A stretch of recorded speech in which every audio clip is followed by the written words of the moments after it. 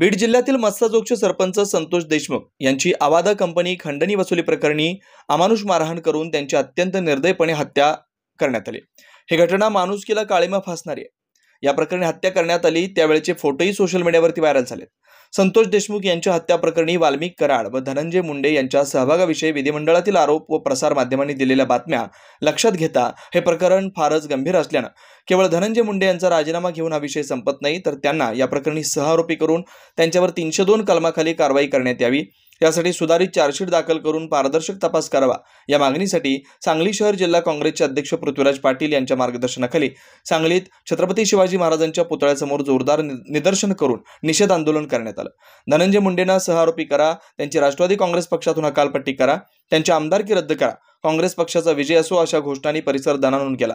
यावेळी प्रमोद सूर्यवंशी, बिपिन कदम व प्राध्यापक एन डी बिरनाळे म्हणाले, जनतेत दादागिरी व दहशत माजवून खंडणी वसूल करण्यासाठी हत्या करणारे गुंड व त्यांना पाठीशी घालणाऱ्या तथाकथित राजकीय नेत्यांना पाठीशी न घालता पारदर्शक तपास करून शासनाने हत्या करणारे आरोपी व वाल्मिक कराड आणि धनंजय मुंडे यांना सहआरोपी करून कठोर शिक्षा केली पाहिजे।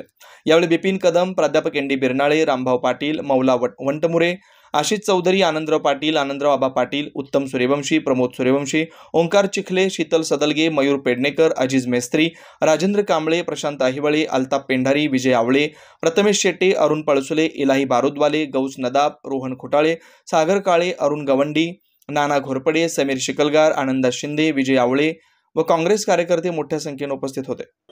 90 दिवसापूर्वी भारतीय जनता पार्टीच्या बूथ प्रमुखाचा खून झाला आणि 90 दिवस या राज्यामध्ये हा विषय मीडिया ट्रायल आणि सुरेश धस यांनी लावून धरला आणि आज त्याची परिणिती म्हणून सगळं माहीत असून देखील एक साधन सूचितेचा आव आणायचा अशा पद्धतीनं FIR दाखल झाल्यानंतर आणि FIR मधले फोटो व्हायरल करून राज्याच्या मुख्यमंत्री तथा गृहमंत्र्यांनी धनंजय मुंडेंचा आज राजीनामा घेतलाय।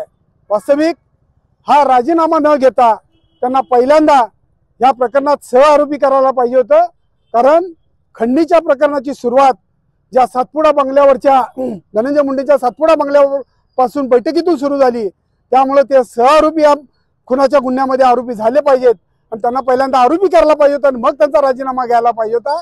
कारण गेले 90 दिवस सातत्यानं भारतीय जनता पार्टीचे आमदार सुरेश धस या विषयात सातत्यानं रोज नवीन वेगवेगळे खुलासे करत असताना देखील राज्याचे मुख्यमंत्री, गृहमंत्री आणि विरोधी पक्षनेते काँग्रेस, राष्ट्रवादी काँग्रेस, शरद पवार गट आणि शिवसेना उद्धव बाळासाहेब ठाकरे सातत्यानं हा विषय आम्ही लावून धरलेला असताना देखील त्यांनी आजपर्यंत का गप्प बसले होते याचं उत्तर सर्वसामान्य महाराष्ट्रातल्या जनतेला दिलं पाहिजे असं आमचं मत आहे। कारण एकाला एक नाही, दुसऱ्याला एक नाही। एकीकडे तुम्ही शिवप्रभूंचं नाव घेता आणि दुसरीकडे मात्र अत्यंत क्रूर पद्धतीनं एका पक्षाच्या बूथ प्रमुखाची हत्या करतात, ते पण खंडणीला अडवायला म्हणून।